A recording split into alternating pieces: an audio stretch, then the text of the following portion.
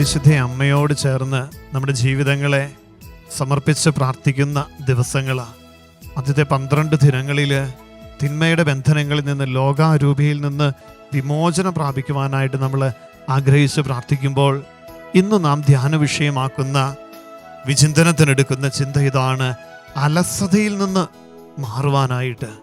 പ്രിയമുള്ളവരെ, എല്ലാവരും ആഗ്രഹിക്കുന്ന ഒരു കാര്യമാണ് ഒത്തിരി നന്മ ചെയ്യണം, ഒത്തിരി പ്രാർത്ഥിക്കണം, മറ്റുള്ളവരെ ഒത്തിരി സഹായിക്കണം. നമ്മളെല്ലാവരും ഉള്ളിൻ്റെ ഉള്ളിൽ ആഗ്രഹിക്കുന്ന ഒരു കാര്യമാണ് നമ്മുടെ അനുദിന ജീവിതത്തിൽ ഈ ഒരു കൃപയിൽ വളരണം. ചില ദിവസങ്ങൾ നമ്മൾ ആഗ്രഹിക്കും അതിരാവിലെ എഴുന്നേൽക്കണം, വിശുദ്ധ ബലിയിൽ പങ്കെടുക്കണം, കൂടുതൽ ജപമാല ചൊല്ലി പ്രാർത്ഥിക്കണം. ഇങ്ങനെ ആഗ്രഹമുണ്ടെങ്കിലും പലപ്പോഴും അത് പിന്നീടാകട്ടെ, നമ്മൾ ചിന്തിക്കാറില്ലേ, അല്പം കൂടെ കഴിഞ്ഞിട്ടാകാം, പിന്നീടാകട്ടെ. പ്രിയമുള്ളവരെ, ഇതാ അലസത നമ്മുടെ ആത്മീയ ജീവിതത്തെ തകർത്ത് കളയുന്ന വലിയൊരു തിന്മയുടെ ബന്ധനമാണ്. പരിശുദ്ധ അമ്മ നമ്മളെ ഓർമ്മപ്പെടുത്തുകയാണ്. ഈ കാലഘട്ടത്തിൻ്റെ വലിയൊരു തിന്മയുടെ ഒരു ബന്ധനമാണ്. നല്ല കാര്യങ്ങൾ ചെയ്യുവാൻ നമ്മൾ ആഗ്രഹിക്കുമ്പോൾ പിശാച് നമ്മളെ പിന്നിലേക്ക് വലിക്കുന്ന ഒരു തിന്മയുടെ മാർഗമാണ് അലസത എന്നത്. വചനം ഇപ്രകാരമാണ് നമ്മളെ ഓർമ്മപ്പെടുന്നത്. സുഭാഷിതങ്ങളുടെ പുസ്തകം 13-ാം അധ്യായം 4-ാം തിരുവചനം: എത്ര ആഗ്രഹിച്ചാലും അലസന് ഒന്നും കിട്ടുന്നില്ല, സ്ഥിരോത്സാഹിക്ക് സമൃദ്ധമായി ലഭിക്കുന്നു. പ്രിയമുള്ളവരെ, നമ്മൾ പൂർണ്ണമായി ദൈവസന്നിധിയിലേക്ക് നമ്മളെ വിട്ടുകൊടുത്ത് സമർപ്പിച്ച് നമ്മൾ ദൈവകൃപയിൽ ആശ്രയിച്ച് പരിശ്രമിച്ചുകൊണ്ടിരിക്കണം.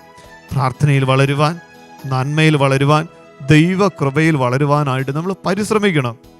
പിന്നീടാകട്ടെ, നാളെ ആകട്ടെ, അടുത്ത ദിവസം കുമ്പസാരിക്കാം, പിന്നീട് പ്രാർത്ഥിക്കാം, മാറ്റിവെച്ച് കാരണന്മാർ നമ്മളോട് പറയാറില്ലേ, അലസന്റെ മനസ്സ് പിശാചിന്റെ പണിപ്പുരയാണ്. പിശാച് ഇങ്ങനെ നമ്മുടെ ജീവിതത്തിൽ കൂടുകൂട്ടുന്ന ഒരു മാർഗമാണ് അലസത എന്നത്. പ്രത്യേകമായിട്ട് നമുക്ക് ഇന്നേ ദിനം നമ്മുടെ വ്യക്തി ജീവിതത്തിൽ നന്മ ചെയ്യുവാൻ ആഗ്രഹിക്കുമ്പോഴും തിന്മയിലേക്ക് നമ്മളെ നയിക്കുന്ന, ആ കൃപയിലേക്ക് നടന്നെടുക്കുവാൻ സഹായിക്കാത്ത അലസത, ആ ഒരു തിന്മയിൽ നിന്നും വിടുതൽ പ്രാപിക്കുവാൻ, മോചനം പ്രാപിക്കാൻ പ്രത്യേകമായിട്ട് അമ്മയുടെ മാധ്യസ്ഥം നമുക്ക് യാചിക്കാം. ഉത്സാഹത്തോടെ, പ്രത്യാശയോടെ, സന്തോഷത്തോടെ ജീവിതത്തെ മുന്നോട്ട് നയിക്കുവാൻ അമ്മയുടെ മാധ്യസ്ഥം ചേർന്ന് പ്രാർത്ഥിച്ച് ഇത് ദിവികാരുണ്യ സന്നിധിയിൽ ഈ ഒരു നിയോഗം സമർപ്പിച്ച് ഏറ്റവും ഭക്തിയോടെ, ശ്രദ്ധയോടെ, നമുക്ക് ഒരുമയോടെ പ്രാർത്ഥിക്കാം.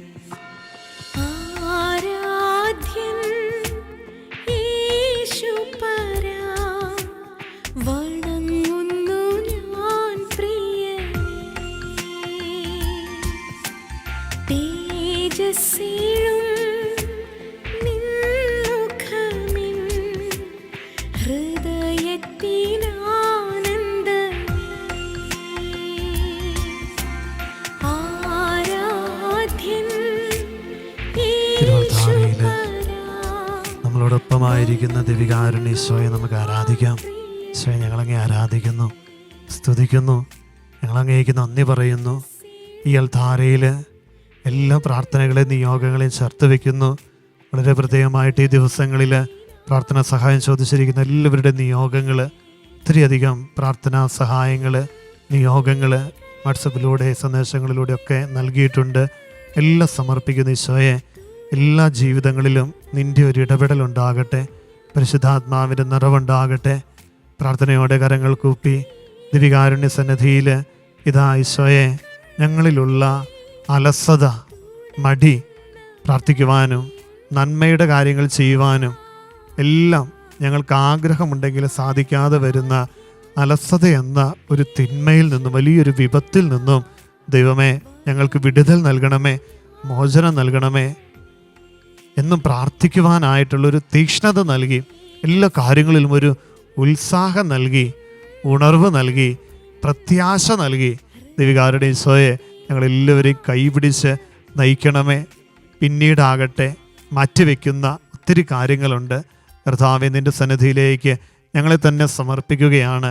ഞങ്ങളിലുള്ള ഈ ഒരു ദുശീലം, മടിയും അലസതയും നാളെ ആകട്ടെ, പിന്നെ ആകട്ടെ എന്ന് പറഞ്ഞുകൊണ്ട് പ്രത്യേകിച്ച് ആത്മീയ കാര്യങ്ങളെല്ലാം മാറ്റിവെക്കുന്ന ഒരു ശീലങ്ങൾ ഞങ്ങളിലുണ്ട്, ദുശീലമുണ്ട്. അത് മാറ്റിവെക്കുവാൻ, അതിൽ നിന്ന് മോചനം നൽകുവാൻ ഞങ്ങളെ അനുഗ്രഹിക്കണമേ. ഞങ്ങളുടെ അനുദിന കർത്തവ്യങ്ങളിൽ പോലും, ഉത്തരവാദിത്തങ്ങളിൽ പോലും ഒരു അലസത ഞങ്ങളുടെ ജീവിതത്തിൽ ഞങ്ങൾ അറിയാതെ കടന്നു വരുന്നുണ്ട്. ഈ കാലഘട്ടത്തിൻ്റെ വലിയൊരു തിന്മയാണിത്. ദിവികാരുണ്യനാഥ, ഞങ്ങളിലുള്ള അലസത എടുത്തു മാറ്റി ഉത്സാഹവും തീഷ്ണതയും നൽകി ഞങ്ങളെ അനുഗ്രഹിക്കുവാൻ ഞങ്ങളിലേക്ക് നീ ദിവ്യകാരുണ്യ ചൈതന്യം പകർന്നു നൽകണമേ. കരങ്ങൾ കൂപ്പാം, കണ്ണുകളടയ്ക്കാം. ഭക്തിയോടെ ഈ ഒരു കൃപയ്ക്ക് വേണ്ടി യാചിച്ച് ഇന്നിൻ്റെ എല്ലാ ജീവിത ഉദ്യമ മേഖലകളെയും, ജോലി മേഖലകളെയും, മക്കളുടെ പഠന മേഖലകളെയും എല്ലാം ഈശോയുടെ സന്നിധിയിലേക്ക് ചേർത്ത് വെച്ച് തമ്പുരാൻ്റെ കൃപ തുളുമ്പുന്ന ആശീർവാദം നമുക്ക് ഒരുമയോടെ ഭക്തിയോടെ സ്വീകരിക്കാം.